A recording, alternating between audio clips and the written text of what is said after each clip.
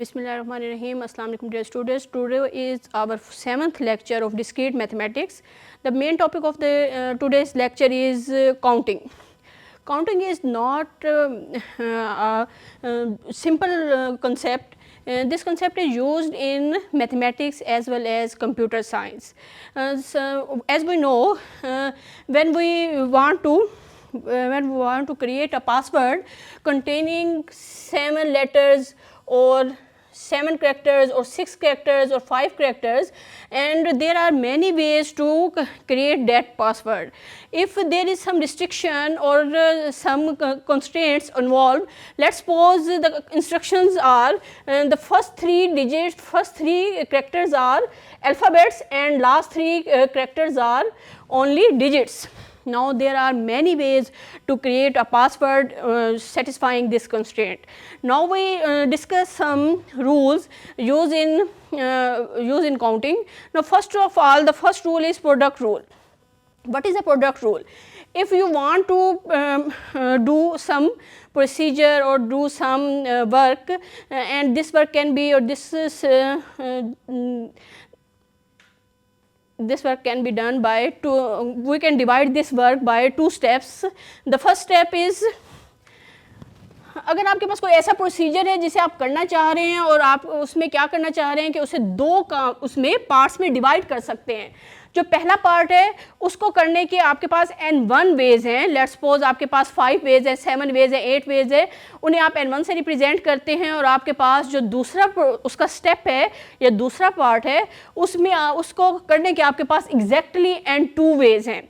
कहने का मतलब ये है कि अगर आपके पास कोई आपने ऐसा काम करना है, कोई ऐसा प्रोसीजर करना है जिसको आप 2 प्रोसीजर्स में सब डिवाइड कर सकते हैं, और जो आपके पास प्रोसीजर 2 या 2 से ज़्यादा प्रोसीजर में डिवाइड कर सकते हैं.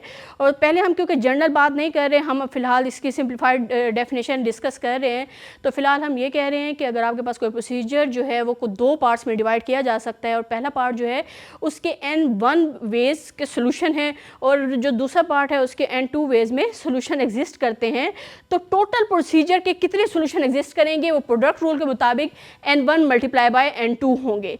सिमिलरली अगर हम इसको जनरलाइज्ड फॉर्म में लिखें तो अगर आपके पास कोई भी एक ऐसा प्रोसीजर है या कोई ऐसा काम है जो आपने करना है, आपने उसका एल्गोरिथम बनाया और उसमें क्या है कि आप उसको मज़ीद n वेज में डिवाइड कर सकते हैं, n डिफरेंट स्टेप्स में डिवाइड कर सकते हैं. तो आपने और हर जो आपके पास वो है प्रोसीजर है या सब स्टेप है उसके जो हैं आपके पास सॉल्यूशंस जो हैं n वेज में एग्जिस्ट करते हैं. यानी कि अगर आपके पास लेट्स सपोज एक प्रोसीजर है आपने और उसमें आपके पास उसे आपने डिवाइड किया n1, जो आपने पहले स्टेप में डिवाइड किया उसके सोल्यूशन n1 है, जो दूसरे स्टेप में डिवाइड किया वो उसके सोल्यूशन n2 है. सिमिलरली जो आपने के स्टेप में आपने उसे डिवाइड किया उसके सोल्यूशंस nk है. तो बेसिकली हमने एक प्रोसीजर को, एक काम को nk डिफरेंट जो है छोटे छोटे स्टेप्स में डिवाइड किया और हर छोटे छोटे स्टेप के जो सोल्यूशन है वो डिफरेंट है. पहले वाले स्टेप के n1 है, दूसरे वाले स्टेप के n2 है, सिमिलरली केथ वाले के nk है. तो उस जो टोटल प्रोसीजर है उसके कितने सोल्यूशन एग्जिस्ट कर सकेंगे, डिफरेंट किस्म के सोल्यूशन जो कि पॉसिबल होंगे वो होंगे समीशन जो product i is equal to 1 to k ni that is equal to n1 multiplied by n2 and so on multiplied by nk. This is called the generalized product rule. Now we can describe it in term of sets. Let there are 2 sets, set A and set B, or we can also say it set A1 and set A2. These 2 sets are finite sets, these sets are not infinite sets. Now product rule can be written as cardinality of A1 cross A2 is equal to cardinality of A1 into cardinality of A2. Basically cardinality किसी भी set की क्या होती है कि उस sets में कितने नंबर ऑफ एलिमेंट्स हैं, वो सेट A1 की कार्डिनलिटी कहलाती है और सेट A2 की जो कार्डिनलिटी है वो होती है सेट A2 में जितने भी नंबर ऑफ एलिमेंट्स है. और A1 क्रॉस A2 का क्या मतलब है? A1 क्रॉस A2 का मतलब है आपके पास इन दोनों सेट्स की जो कि फाइनाइट सेट्स थे इनकी क्रॉस प्रोडक्ट, और क्रॉस प्रोडक्ट जो आपके पास आएगी वो बेसिकली वो भी एक सेट ही होगा और उस क्रॉस प्रोडक्ट में ऑर्डर पेयर्स होंगे और उसमें जितने भी नंबर ऑफ एलिमेंट्स आएंगे उनके वो A1 क्रॉस A2 बेसिकली क्या होंगे, उन ऑर्डर पेयर्स के एलिमेंट्स को आप ऑर्डर पेयर्स को आप काउंट करेंगे, वो जितने भी होंगे वो होगी cardinality of A1 cross A2। Similarly अगर जनरल फॉर्म में आप लिखें तो cardinality of A1 cross A2 cross A3 and so on AN equal product of i equal to 1 to n cardinality of AIs। यानी कि अगर आप ज़रूरी नहीं कि क्रॉस प्रोडक्ट जो है वो सिर्फ 2 सेट्स की हो, 2 से ज़्यादा सेट्स की भी हो सकती है, लेकिन जो नंबर ऑफ सेट्स हैं वो भी फाइनाइट होने चाहिए और हर सेट जो है वो भी फाइनाइट होना चाहिए। और जो है ये इक्वल होगा cardinality of A1। Cardinality of A1 क्या है, number of elements in set A1।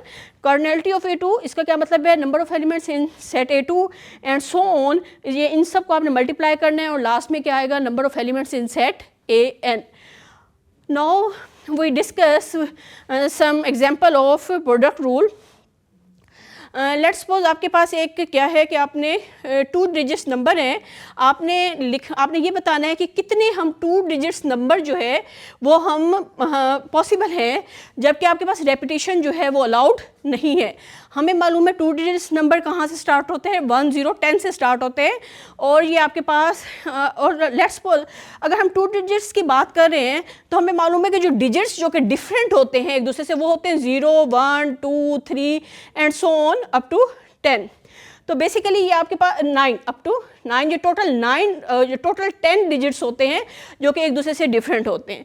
लेकिन हम जो है यूनिट प्लेस पे जो है वो आप उसे जब आप 2 डिजिट्स बनाना चाह रहे हो, 2 डिजिट्स नंबर बनाना चाह रहे हो तो आप उसे यूनिट प्लेस पे तो 0 को रख सकते हो, लेकिन 10th प्लेस पे आप 0 को नहीं रख सकते, क्योंकि अगर आप 10th प्लेस पे 0 रखेंगे तो आपके पास जो नंबर बनेगा वो 01 हो सकता है, 02 हो सकता है, 03 हो सकता है, 09 हो सकता है, लेकिन ये 2 जो है वो डिजिट नंबर नहीं होगा।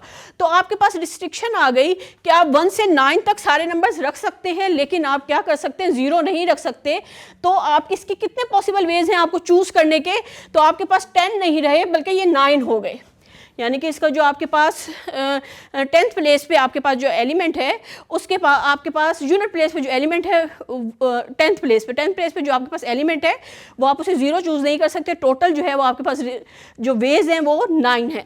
अब आगे जो है जो नेक्स्ट आपने यूनिट प्लेस पे एलिमेंट चूज़ करना है या डिजिट चूज़ करना है वो भी 0 से लेके आप 9 तक कोई भी चूज़ कर सकते हैं, लेकिन यहाँ पे एक रिस्ट्रिक्शन यहाँ पे गिवन है कि रेपिटेशन नहीं होनी चाहिए, रेपिटेशन अलाउड नहीं है। तो रेपिटेशन अलाउड नहीं है तो वो एक नंबर जो आप 10th प्लेस पे चूज़ कर चुके हैं वो आप चूज़ नहीं कर सकते, उनके अलावा बाकी जो 9 बच जाएंगे वो चूज़ कर सकते हैं। क्योंकि रेपिटेशन अलाउड नहीं है तो प्रोडक्ट रूल के मुताबिक इसके कितने पॉसिबल सोल्यूशन एग्जिस्ट करेंगे, 9 मल्टीप्लाई बाय 9 यानी कि 81। बेसिकली हमने क्या करना था, 2 डिजिट्स नंबर हमने वो बता रहे थे कि कितने पॉसिबल एग्जिस्ट करते हैं, तो उसके लिए हमने इसको 2 पार्ट्स में डिवाइड किया कि यूनिट प्लेस पे कौन सा एलिमेंट आएगा और 10th प्लेस पे कौन से एलिमेंट आएंगे। अब हमने इसके अलग से वेज देखे और इसके हमने अलग से वेज देखे। इसके जो पॉसिबल वेज थे वो 9 थे और इसके भी पॉसिबल वेज जो थे वो 9 थे। तो प्रोडक्ट रूल के मुताबिक टोटल जो है जितने भी 2 डिजिट्स आपके पास नंबर एग्जिस्ट करेंगे वो 9 मल्टीप्लाई बाय 9 यानी 81 होंगे। नेक्स्ट एक एग्जाम्पल है आपके पास, how many 2 digits number when repetition is allowed. अब क्वेश्चन वही है, जस्ट ये है कि अब रेपिटेशन अलाउड है, यानी कि आप जो 10th प्लेस पे जो भी नंबर चूज़ करते हैं वो यूनिट प्लेस पे भी चूज़ कर सकते हैं। तो लेकिन आपको मालूम है कि आप 10th प्लेस पे 0 जो है वो चूज़ नहीं कर सकते। तो 10th प्लेस पे जितने भी आप नंबर चूज़ कर सकते हैं वो आपके पास पॉसिबिलिटीज जस्ट 9 है, तो वो आपके पास 9 आएगा मल्टीप्लाई बाय। अब आपके पास जो 10th यूनिट प्लेस है वहाँ पर आप 0 भी चूज़ कर सकते हैं, 1 भी 2 भी, और वो एलिमेंट भी रिपीट कर सकते हैं जो 10th प्लेस पे था। लिहाजा इसकी जो टोटल पॉसिबिलिटीज़ होंगी वो 10 होंगी और इस 2 डिजिट्स नंबर को बनाने के लिए जिसमें रेपिटेशन अलाउड है वो टोटल जो है पॉसिबिलिटीज़ जो है वो 90 है। नेक्स्ट एग्जांपल है, how many different bit strings of length 7 are there, each of 7 bits can be chosen in 2 ways. हमें मालूम है कि हर जो बिट होती है वो आपके पास उसमें पॉसिबिलिटीज़ आपके पास क्या होती हैं कि आप या तो उसमें 0 पुट कर सकते हैं या आप उसमें 1 पुट कर सकते हैं। क्योंकि इसकी लेंथ जो है वो 7 है तो बेसिकली ये 7 इसमें बॉक्स है 1 2 3 4 5 6 एंड 7। अब इसमें भी चूज़ करने की आपके पास पॉसिबिलिटी 0 भी चूज़ कर सकते हैं, 1 भी, यानी कि 2 हैं, 2 वेज हैं। इसमें भी आपके पास 2 वेज है, इसमें भी 2 वेज है, इसमें भी 2 है, इसमें भी 2 है, इसमें भी 2 है, इसमें भी 2 है। इसमें किसने कोई रिस्ट्रिक्शन नहीं दी कि आप 0 नहीं ले सकते या आप 1 नहीं ले सकते, या जो आपने पहले लिया है वो आप आगे नहीं ले सकते। तो क्योंकि ये ऐसा नहीं है, तो इस फुल क्वेश्चन को हमने डिवाइड किया है 7 पार्ट्स में, और प्रोडक्ट रूल के मुताबिक 2 multiply by 2 multiply by 2 multiply by 2 multiply by 2 multiply by 2, ये 7 टाइम्स मल्टीप्लाई होगा। तो इसके जो पॉसिबल आउटकम्स हैं वो 2⁻7 एग्जिस्ट करेंगे। नाउ उसके बाद जो है वो हम डिस्कस करते हैं सम रूल। सम रूल ये है कि अगर आप कोई भी एक काम करना चाह रहे हैं तो उसके करने के अगर 2 तरीके हों, यानी आप इस तरीके से भी कर सकते हैं और इस तरीके से भी कर सकते हैं। प्रोडक्ट रूल क्या था? प्रोडक्ट रूल में ये था कि आप एक काम जो आप करना चाह रहे थे उसे आपने 2 छोटे कामों में डिवाइड कर दिया, 2 पार्ट्स में डिवाइड कर दिया, यानी पहला पार्ट भी करे दूसरा भी करे, और उसके बाद जो है उन दोनों को मल्टीप्लाई कर दे जितने जितने वेज में वो हो सकता है। उसके बाद जो है वो प्रोडक्ट रूल से उसके पॉसिबल आउटकम्स आ जाएंगे। लेकिन सम रूल में क्या होता है कि अगर आपके पास एक रास्ता है इससे भी आप कर सकते हैं और दूसरा रास्ता है उससे भी आप कर सकते हैं। लेट्स सपोज आप एक वे से करते हैं तो आपके पास जो पॉसिबल वेज हैं वो n1 है, और दूसरे तरीके से अगर आप करते हैं तो आपके पास n2 है। तो टोटल जो पॉसिबिलिटीज़ होंगी उस काम को करने की वो होंगी n1 प्लस n2। सिमिलरली अगर हम इसे सेट थ्योरी में लिखें तो अगर आपके पास कोई से 2 डिसजॉइंट सेट्स को हर हाल में डिसजॉइंट होना चाहिए। अगर डिसजॉइंट होने का क्या मतलब है, यह हम अगर जैसे इसे डिस्कस किया शुरू में सब रूल के मुताबिक, तो ये जो वेज थे n1 वेज और n2 वेज, इनमें कोई भी वे कॉमन ना हो, यानी पहले तरीके से हम जो काम कर रहे हैं उसमें जो भी तरीके हमने डिस्कस किए और दूसरे रास्ते से हम जो काम कर रहे हैं n2, उनमें कोई भी जो ऐसा प्रोसीजर ना हो जो दोनों का सेम हो, ऐसा पॉसिबल नहीं है। इसको आप ऐसे, ये रिस्ट्रिक्शन है, इस पर ये कॉन्स्टेंट है कि किसी भी सूरत में इनमें कुछ भी कॉमन नहीं होना चाहिए। अब जब हम इसे सेट थ्योरी में डिस्कस करेंगे तो आपके पास जो 2 आप सेट्स ले रहे हो A और 2, इस पर रिस्ट्रिक्शन है कि ये हर हाल में आपके पास डिसजॉइंट होने चाहिए, इसमें कोई भी एलिमेंट कॉमन नहीं होना चाहिए। तो आप इनका जो सम रूल है वो ये कहता है कि cardinality of A1 union A2 is equal to cardinality of A1 plus cardinality of A2, यानी कि A1 यूनियन A2 में जो जितने भी एलिमेंट्स हैं वो इक्वल होंगे A1 में जितने एलिमेंट हैं प्लस A2 में जितने एलिमेंट हैं, उनके सम के फॉर्म में। ये सिर्फ उसी वक्त पॉसिबल है जब A1 और A2 जो है आपके पास डिसजॉइंट हो। अगर ये डिसजॉइंट नहीं है, ओवरलैपिंग है, ये सबसेट्स है, तब ये रूल सेटिस्फाई नहीं होगा।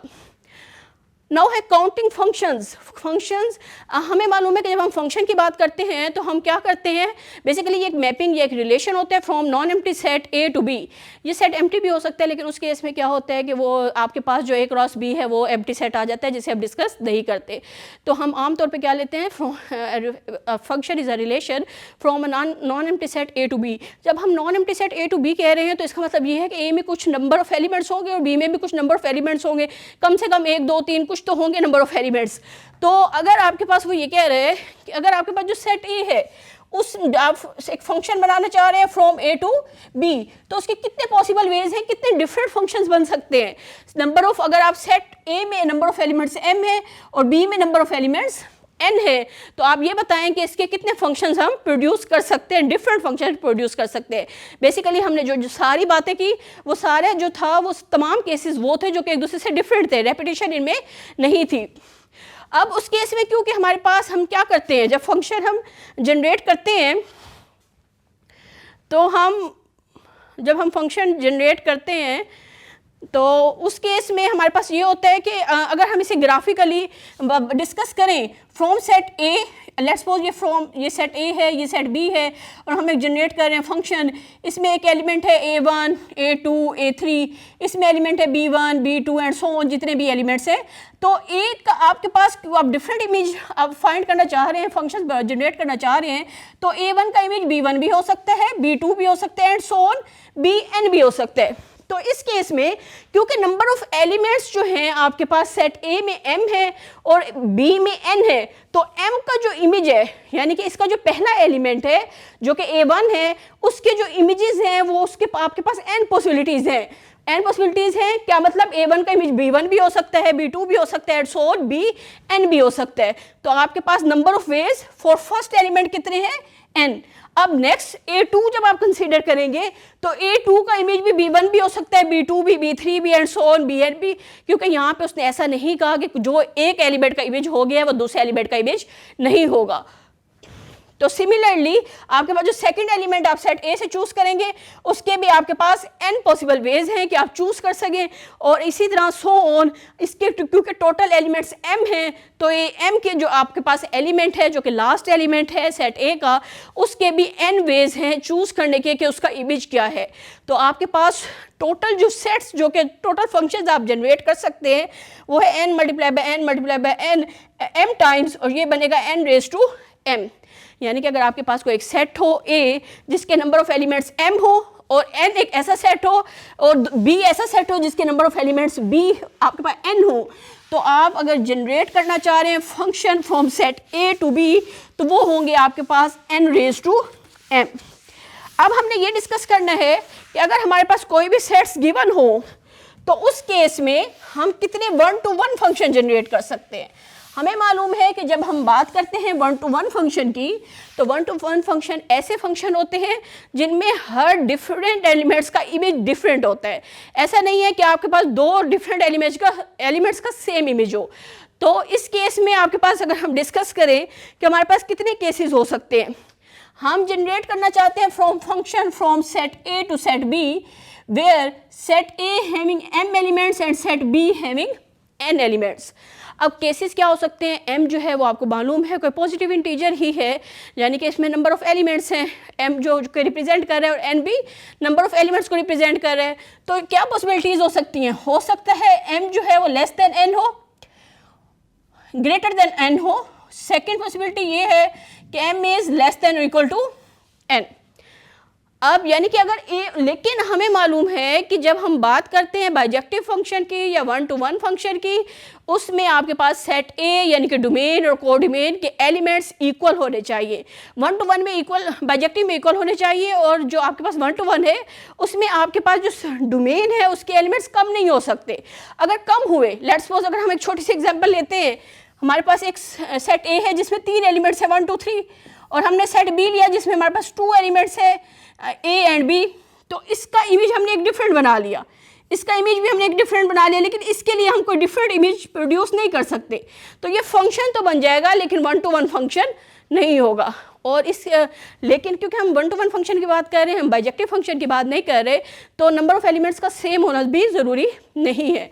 तो इस केस में जब m की वैल्यू यानी कि डोमेन के एलिमेंट्स की जो वैल्यू है वो ग्रेटर हो कोडोमेन के एलिमेंट्स की वैल्यू के, उस केस में आपके पास 1-to-1 फंक्शन एग्जिस्ट नहीं करेगा, यानी कि 0 हो गया। अब उसके बाद जब केस हो m is less than equal to n, यानी कि आपके पास a में एलिमेंट्स कम हैं और b में एलिमेंट्स या तो उसके बराबर है या उससे ज़्यादा है, तो उस केस में आपके पास ये क्या बनेगा, यानी कि इसमें आपके पास 3 एलिमेंट्स हैं और जो सेट b है उसमें हो सकता है कि 3 ही एलिमेंट्स हों, या ये भी हो सकता है कि उससे ज़्यादा एलिमेंट्स हों।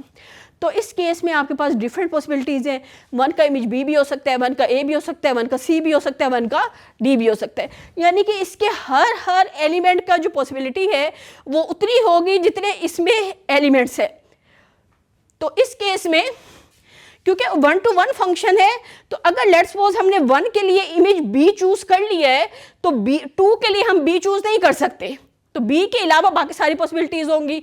अगर हम 2 के लिए a चूज कर चुके हैं तो आगे 3 के लिए ना ही हम a चूज करेंगे ना ही b चूज करेंगे। इस कंसेप्ट को देखते हुए आपके पास जो पहला एलिमेंट होगा, क्योंकि आपके पास सेट a में जो है वो m एलिमेंट्स हैं और सेट b में जो है वो n एलिमेंट्स हैं, जो पहला एलिमेंट है उसके लिए तो आपके पास टोटल n वेज होंगे, n पॉसिबिलिटीज़ होंगी कि आप उन n में से कोई भी चूज़ कर लें।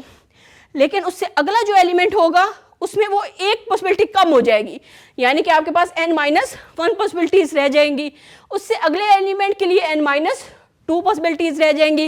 इस तरह से क्योंकि टोटल एलिमेंट्स m हैं तो लास्ट वाला जो एलिमेंट है उसकी पॉसिबिलिटीज़ होंगी n-m-1।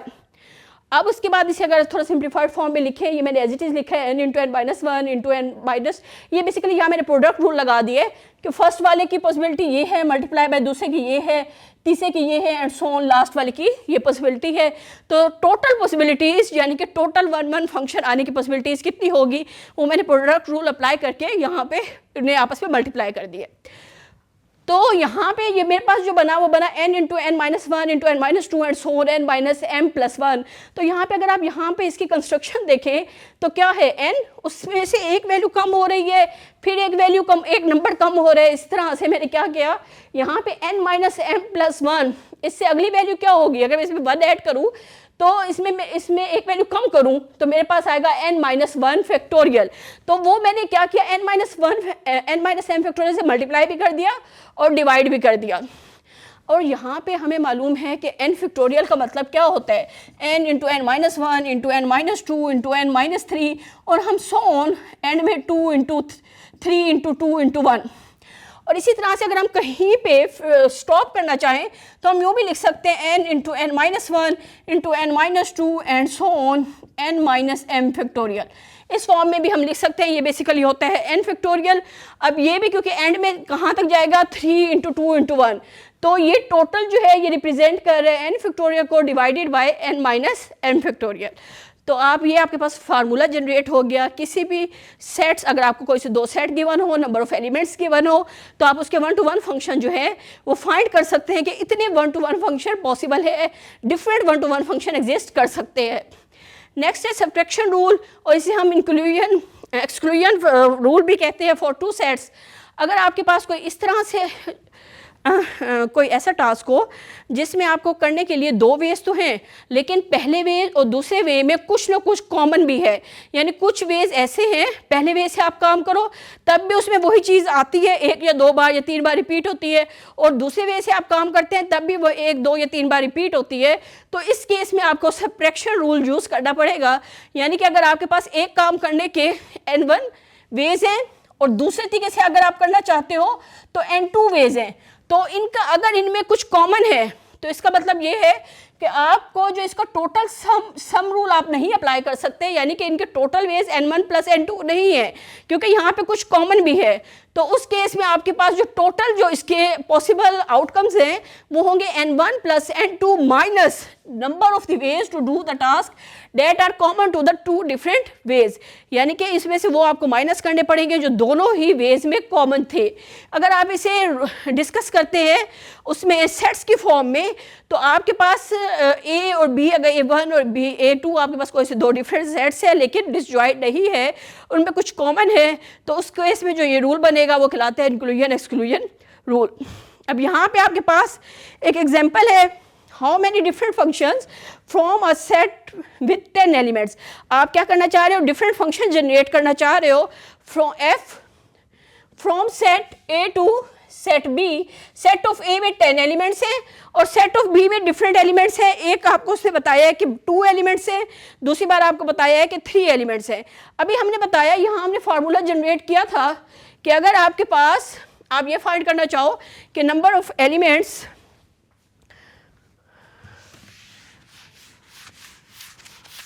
अभी हमने डिस्कस किया था कि number of element in set ए अगर m हो और number of elements in b n हो तो आप कितने फंक्शन जनरेट कर सकते हैं, वो था आपके पास n की पावर m। तो अब इस केस में आपके पास आप जनरेट कर सकते हैं, क्योंकि यहाँ पे आपके पास number of elements in b जो है वो आपके पास 2 है और यहाँ पे ये आपके पास 10 है, तो आप जनरेट कर सकते हैं 2 की पावर 10 एलिमेंट्स। सिमिलरली अगर B में एलिमेंट्स जो हैं वो 3 हैं और लेकिन सेट A में एलिमेंट्स 10 ही हैं, तो आप जनरेट कर सकते हैं 3 raised to 10 that is equal to 59,049 different functions. Now अगर आपके पास 1 to 1 फंक्शन हो, अगर आप वो कह रहे हैं कि कितने आप 1 to 1 फंक्शन जनरेट कर सकते हैं फ्रॉम अ सेट, एक ऐसे सेट से जिसमें नंबर ऑफ एलिमेंट्स जो है 5 है। यहाँ पे आपके पास सेट A से B, सेट ऑफ A में जो है वो नंबर ऑफ एलिमेंट्स 5 है और सेट B में जो है वो एक बार 4 है, एक बार 5 है, एक बार 6 है। अभी हमने यहाँ पे जनरल फार्मूला बनाया कि अगर आप फाइंड करना चाह रहे हो कि कितने 1 to 1 फंक्शन जनरेट हो सकते हैं, उसके लिए फार्मूला है n factorial over n minus m factorial, where n जो है वो number of elements in set B है और m जो है वो आपके पास number of element in set A है। तो यही फार्मूला आप अगर यहाँ पे अप्लाई करेंगे तो हमें मालूम है 1 to 1 फंक्शन उस वक्त तो एग्जिस्ट करता ही नहीं जब आपके पास को डोमेन के एलिमेंट्स जो है वो कम हो डोमेन के एलिमेंट से। तो पहले वाले केस में तो आपके पास कोई भी 1 to 1 फंक्शन एग्जिस्ट नहीं करेगा। दूसरे वाले केस में n factorial over n minus m factorial that is equal to 5 factorial over 5 minus 5 factorial that is equal to 120 over 0 factorial. और हमें मालूम है कि 0 फैक्टोरियल जो है वो 1 के इक्वल होते हैं और 5 फैक्टोरियल का मतलब होता है 5 multiply by 4 multiply by 3 multiply by 2 multiply by 1 जो कि इक्वल होता है 120। तो इस केस में आपके पास 120 डिफरेंट 1 to 1 फंक्शन जनरेट होने के चांस हैं या पॉसिबिलिटीज़ हैं। अब इसी तरह से अगर आपके पास सेट बी में 6 एलिमेंट्स हैं तो इसी फार्मूले को अप्लाई करते हुए आपके पास आप 720 डिफरेंट जो है वो 1 to 1 फंक्शन जनरेट कर सकते हैं। वेयर सेट ए में जो है वो आपके पास 5 एलिमेंट हैं और सेट बी में जो है वो आपके पास 6 एलिमेंट्स हैं। नेक्स्ट जो है वो हमारा टॉपिक जो है वो है pigeon hole principle. Pigeon hole principle में ये है कि अगर आपके पास ये बेसिकली इसे पिजन होल प्रिंसिपल क्यों कहते हैं, इसे इसलिए पिजन होल प्रिंसिपल कहते हैं कि ये आपके पास बेसिक कंसेप्ट जो है इसका ये है कि आपके पास जो है कुछ होल्स हैं कुछ बॉक्सेस हैं जो कि पिजन्स के लिए बनाए जाते हैं। ये लेट्स सपोज अगर आपके पास ये 9 बॉक्सेस हैं तो इन 9 बॉक्सेस को हमने सपोज नाम दिया के बॉक्सेस हैं आपके पास और आपके पास जो पिजन्स हैं वो के से ग्रेटर हैं। लेट्स सपोज कम से कम एक ग्रेटर है, एक से ज़्यादा भी ग्रेटर हो सकता है। तो अगर आपके पास ऐसा हो तो पिजन होल प्रिंसिपल के मुताबिक आपके पास हर बॉक्स कम से कम एक बॉक्स ऐसा होगा जिसमें कम से कम 2 पिजन्स स्टे करेंगे। तो आपके पास ये ज़रूरी नहीं है कि ये पिजन हो, ये पिजन के अलावा कोई थिंग्स भी हो सकती है कि यानी आपके पास थिंग्स जो है वो k+1 है और जो जिनमें आप उन्हें रखना चाह रहे हैं जो आपके पास चीज़ है जिसमें आप उसे प्लेस करना चाह रहे हैं वो उससे कम से कम एक या एक से ज़्यादा कम है। तो उसकी जो आपके पास पॉसिबिलिटीज़ हैं वो क्या होंगी कि आपके पास यहाँ किसी भी एक बॉक्स में 2 या 2 से ज़्यादा एग्जिस्ट करेंगे। अब लेट्स सपोज अगर आपके पास 10 पिजन है और आपके पास जो 9 बॉक्सेस हैं तो अंडरस्टूड है कि अगर बाकी सब में 1-1 आ भी जाएं तो फिर भी क्योंकि 10 पूरे नहीं होते तो हो सकता है कि इस वाले में 2 पिजन्स स्टे करें। इसी तरह से ये भी हो सकता है इसी केस में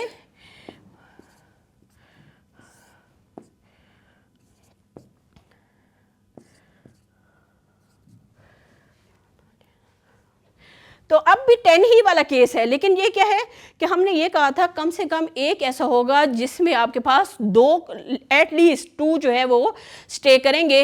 अब ज़रूरी नहीं है कि एक ही हो जिसमें एटलीस्ट 2 स्टे करें। अब यहाँ पे एक ऐसा और भी है जो कि 2 से ज़्यादा बड़ा भी स्टे कर सकते हैं और यहाँ पे ऐसा भी है ज़रूरी नहीं कि सब में 1-1 ही स्टे करें, वो 1-1 स्टे करना भी ज़रूरी नहीं है। नाउ अगर हम पिजन होल प्रिंसिपल को जनरलाइज्ड फॉर्म में लिखें या इससे रिलेटेड हम एक एग्जांपल करें। अगर आपके पास लेट्स सपोज आपके पास कुछ ग्रुप्स हैं जो कि आपके पास हैं 27 ग्रुप्स और आपको ये असाइन किया गया है कि आप उन्हें कोई भी इंग्लिश अल्फ़ाबेट असाइन करें कि लेट्स ये ग्रुप है, इसे ए से रिप्रेजेंट करें, इसे बी से करें, इसे सी से करें। तो आप क्या करेंगे तो उस यहाँ पे हम पिजन होल प्रिंसिपल अप्लाई करेंगे। यहाँ पे क्या करेंगे हम कि हमें मालूम है कि अल्फ़ाबेट्स जो हैं वो आपके पास 26 होते हैं तो आपके पास जबकि ग्रुप्स जो हैं वो 27 हैं तो कम से कम एक ग्रुप ऐसा होगा जिसका जो है अल्फ़ाबेट जो है वो रिपीट होगा यानी जिसकी रिप्रेजेंटेशन जो है वो सेम होगी। लेट्स सपोज कोई से 2 ग्रुप ऐसे होंगे जो कि रिप्रेजेंट हो रहे होंगे ए से या कोई से 2 ग्रुप ऐसे होंगे जो कि रिप्रेजेंट हो रहे होंगे बी से। ये मिनिमम कोई सिचुएशन है, इससे ज़्यादा भी हो सकते हैं। सिमिलरली अगर आपके पास ऐसा हो कि आपके पास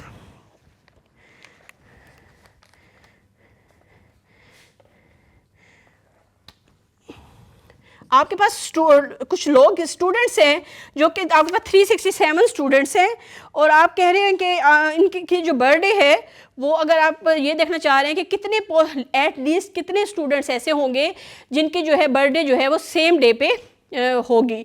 तो क्योंकि हमें मालूम है कि अगर लेट्स सपोज फेब में 29 डेज़ हैं तो आपके पास एक साल में जो है 366 डिफरेंट डेज़ होते हैं।